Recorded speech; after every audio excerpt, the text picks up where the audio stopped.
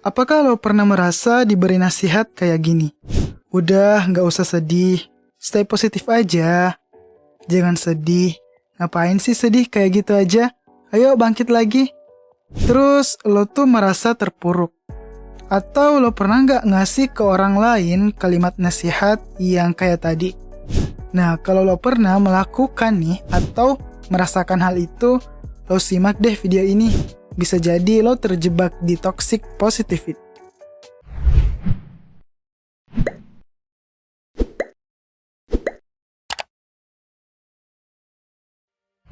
Toxic positivity adalah keyakinan bahwa tidak peduli seberapa mengerikan atau sulitnya suatu situasi yang lo alami, lo harus mempertahankan pola pikir positif. Mindset yang dipakai biasanya kayak gini nih, apapun yang terjadi harus selalu positif dalam hidup ini. Ya meskipun sih ada manfaatnya menjadi orang yang optimis dan memiliki pemikiran positif, tapi toxic positivity malah menolak emosi-emosi alami manusia seperti sedih, kecewa, sakit hati, demi wajah yang ceria yang seringkali palsu. Gue, lo, kita semua tahu bahwa memiliki pandangan hidup yang positif itu baik untuk kesehatan mental kita. Masalahnya, hidup itu ya nggak selalu positif. Kita semua pasti pernah menghadapi emosi dan pengalaman yang menyakitkan. Nggak mungkin enggak. Saat kita merasakan pengalaman yang nggak menyenangkan, emosi negatif biasanya akan muncul. Meskipun seringkali emosi-emosi negatif itu gak menyenangkan untuk ditampakkan dan sulit untuk dihadapi. Ya super penting dan perlu banget sih dirasakan serta ditangani secara terbuka dan jujur. Toxic positivity seringkali berbentuk pikiran positif ke level yang super ekstrim loh clickers. Sampai gak wajar dan super digeneralisasi ke segala aspek hidup. Sikap kayak gini tuh gak hanya menekankan pentingnya optimisme. Sayangnya malah meminimalkan dan menyangkal emosi manusia yang alaminya gak selalu bahagia atau positif. Oke, kita bakal bahas nih bentuk toxic positivity. Toxic positivity bisa muncul dalam berbagai bentuk. Jangan-jangan sih ini udah lo alami atau lo lakuin ke orang lain. Nah, kayak gimana aja sih contohnya? Ketika sesuatu yang buruk terjadi, seperti kehilangan sesuatu atau seseorang yang disayangi, merasakan kegagalan, mengalami hal yang gak menyenangkan, orang-orang mengatakan kepada mereka yang mengalami situasi negatif ini untuk tetap positif atau melihat sisi baiknya. Meskipun sih ya clickers, komentar ini tuh ada benarnya. Dan komentar semacam ini dimaksudkan untuk simpati dan menyemangati. Komentar ini juga bisa menjadi pembungkam loh apa-apa yang seseorang ingin ceritakan dan tumpahkan. Bisa jadi bikin orang itu merasa bersalah kalau mengakui bahwa peristiwa ini berat banget buat dirinya. Atau lo pernah gak mendengar sebuah kalimat hiburan kayak, jangan sedih, ngapain sih sedih kayak gitu aja. Nah meskipun ya orang sering mengatakan kalimat itu atau sejenisnya karena mereka yakin bahwa kalimat itu menghibur. Tapi ya masa iya gitu manusia nggak boleh sedih? Dan pastikan kalimat itu tuh nggak membuat orang yang dihibur menghindari rasa sakit dengan menyangkalnya. Atau saat lo mengungkapkan kekecewaan atau kesedihan, seseorang memberitahu lo bahwa kebahagiaan adalah pilihan. Kalimat ini emang menunjukkan ya jika lo merasakan emosi negatif, yaitu adalah pilihan lo sendiri dan kesalahan lo sendiri. Kenapa nggak memilih untuk bahagia? Pada titik tertentu sebenarnya ungkapan ini emang benar ya. Tapi hidup ini ada daerah yang kita kuasai dan enggak. Cara berpikir yang sehat adalah melepaskan pandangan bahwa segala sesuatu di dunia ini 100% adalah keputusan lo. Kadang kejadian eksternal yang membuat kita kelepasan, kadang kita nggak paham perasaan kita sendiri. Dan ya kembali tadi, itu tuh hal wajar gitu. Nah, kita tadi udah bahas ya bentuk toxic positivity. Selanjutnya kita bakal bahas tentang bahaya toxic positivity. Toxic positivity justru bisa merugikan orang yang sedang mengalami masa-masa sulit. Beberapa pernyataan seperti, ngapain sih sedih? atau sejenisnya seringkali emang bermaksud baik, tetapi kalau nggak disertai pemahaman yang tepat bisa berbahaya. Misalnya lo lagi sedih. Maunya kan dapat berbagi emosi dan mendapatkan dukungan tanpa syarat.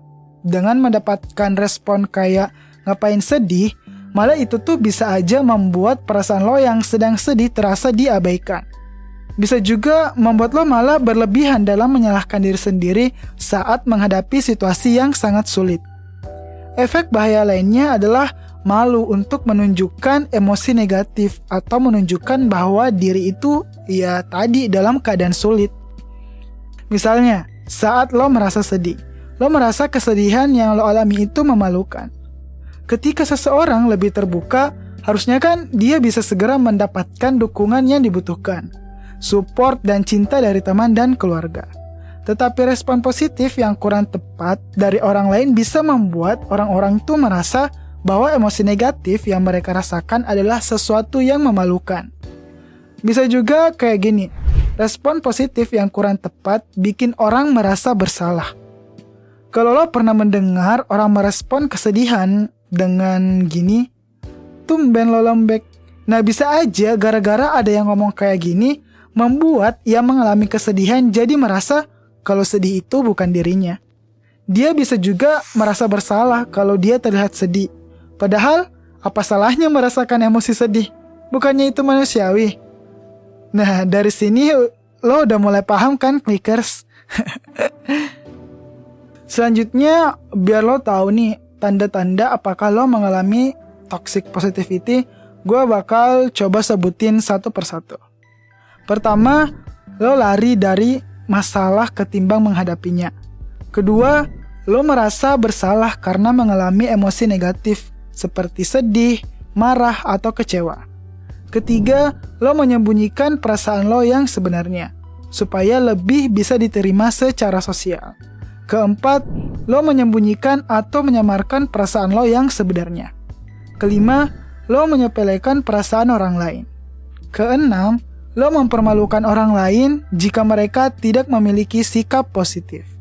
Ketujuh, lo mencoba melupakan emosi yang menyakitkan daripada mengakuinya. Nah, ketika lo udah tahu tanda-tandanya, lo bisa segera hadapi toxic positivity. Dengan cara pertama, kelola emosi negatif, bukan dihindari. Kelola emosi negatif yang lo miliki, tetapi ya jangan juga menyangkalnya. Emosi negatif dapat menyebabkan stres jika nggak dikendalikan. Tetapi emosi tersebut juga dapat memberikan informasi penting yang dapat membawa perubahan yang bermanfaat buat hidup lo. Kedua, objektif dan realistis. Bersikaplah realistis tentang apa yang seharusnya lo rasakan.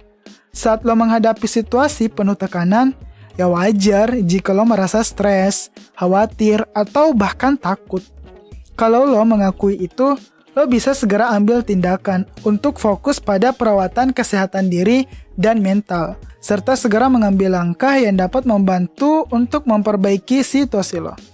Ketiga, terima variasi emosi lo. Nggak apa-apa kok untuk merasakan lebih dari satu emosi. Pasti kita sering ngalamin emosi yang campur aduk. Misal kalau lo menghadapi tantangan, lo mungkin merasa gugup tentang masa depan. Tetapi berharap lo excited gitu akan hasilnya. Ya emosi manusia emang nggak tunggal. Dalam satu waktu bisa banget berbagai variasi emosi yang rumit akan muncul. Baik emosi positif dan negatif bisa jadi satu. Dekaplah kerumitan itu, terima supaya lo bisa memperbaiki apa yang perlu diperbaiki. Keempat, dengarkan dulu sebelum bicara.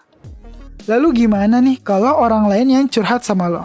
Dan lo ingin menghibur tapi nggak terjebak sama toxic positivity. Caranya kayak gini nih. Lo bisa aja menggali dulu yang dialami, bukan tiba-tiba ngasih nasihat. Fokus pada mendengarkan orang lain dan menunjukkan dukungan apapun terhadap kondisi emosinya. Saat seseorang mengungkapkan emosi yang sulit, jangan kasih kata-kata hampa yang basa-basi. Nah, sebaliknya, lo kasih tahu ke mereka bahwa apa yang mereka rasakan adalah normal dan lo ada di sana untuk mendengarkan. Atau lo bisa deh pakai kata-kata kayak gini. Gue di sini apapun yang terjadi. Gue tahu kok kejadian itu pasti sangat sulit. Memang hal buruk bisa aja terjadi. Bagaimana gue bisa membantu lo? Kegagalan emang terkadang menjadi bagian dari hidup. Itu wajar kok. Perasaan lo nggak ada salahnya kok. Well, clickers, toxic positivity seringkali samar-samar. Dan kita semua pernah terlibat dalam jenis pemikiran ini secara nggak sadar. Namun, sebagai muda yang selalu bertumbuh setiap hari, dengan belajar mengenalinya, kita akan lebih mampu melepaskan diri dari jenis pemikiran ini dan memberikan serta menerima dukungan yang dibutuhkan saat kita mengalami sesuatu yang sulit. Terakhir dari gue, semoga video ini bermanfaat. Jangan lupa like, komen, dan subscribe. Boleh banget ya lo share video ini ke teman-teman lo. Untuk dapetin update harian Klik Kelas, lo dapat kunjungi Instagram @klik.kelas. Oke? Sip.